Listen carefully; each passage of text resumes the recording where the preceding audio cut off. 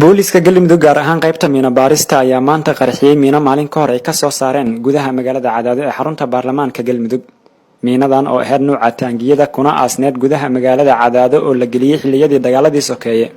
ayaa waxaa booliska ku soo wargeliyay dhalinyaro doonaysay inay tubabiyood geliyaan xaafadda ay miinadan ku aasneed. booliska galmudug qaybta miina baarista ayaa si nabad ah ugu guuleystay inay miinadan ka soo saaraan halkii ay ku aasneed waxa ayna saaka ku qarxiyeen duleedka magaalada Cadaado. maayarka degmada Cadaado Cabdullaahi Cabdiraxmaan, taliyaha booliska galmudug Cabdicasiis Yuusuf Aadan Dhagabadan, taliye xigeenka booliska qaybta gobolka Galgaduud Cabdi Maxamuud Maxamed, taliyaha booliska qaybta miina baarista galmudug Maxamed Cabdi Maxamed ayaa ku sugnaa goobta boolisku ay miinadan ku qarxiyeen. taliyaha qaybta miina baarista booliska galmudug laba xidigle Maxamed Cabdi Maxamed Maxamed Dheere ayaa ugu horeyn sharxaya qaabka ay shacabku ugu soo wargeliyeen miinadani. salaam baadiyeed bahashan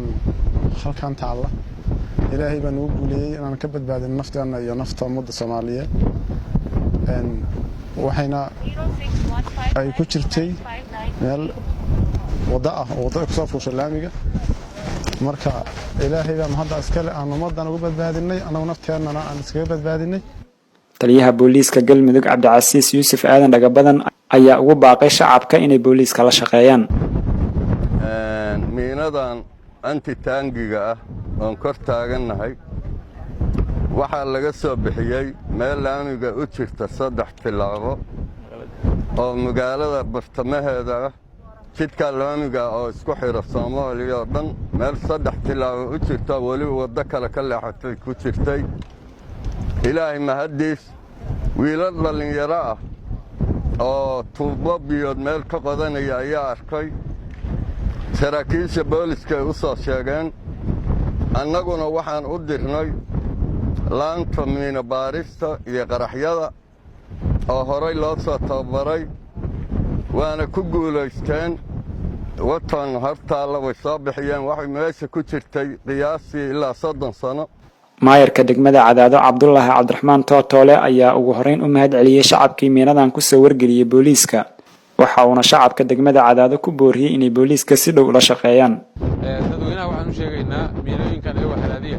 ay ku jiraan deegaamada dhan way ku jiraan marka waxa la rabaa sida wiilashaas arkay oo kale oo isla markii booliska waxay inta dadka meeshii ka celiyeen ay booliska wargeliyeen marka sidaas oo kale waxa la rabaa qof waliba markuu arko waxa inuu isla markaas uu la xal oo qaybta ku shaqada leh uu la xiriiro oo dadkana laga celsho marka waa mahadsantiin aad iyo aad waa mahadsantiin cid kasta oo barnaamijkan ka qayb qaadatana uga mahad celinayna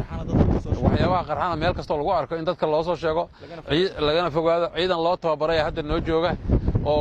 waxaas oo aad u yaqaan oo meesha jooga inta ugu tagan ku soo qarxinaya marka waxa la rabaa in ciidankana la soo wargeliyo lagana fogaado oo qofku markuu arko asoo inuu qaado lama rabo meesha uu ku arkay inuu uga tago oo dadka inta u yeero oo meesha ciidanka la waca la rabaa laakiin qofka duu ila anaas soo qaaday waxa laga yaabaa qaadidaas qaaban loo qaadina jiray baabuurka saas loo saaraa jugtaas inuu ku qaraxdo waana dhacdaa inuu ku qaraxdaba.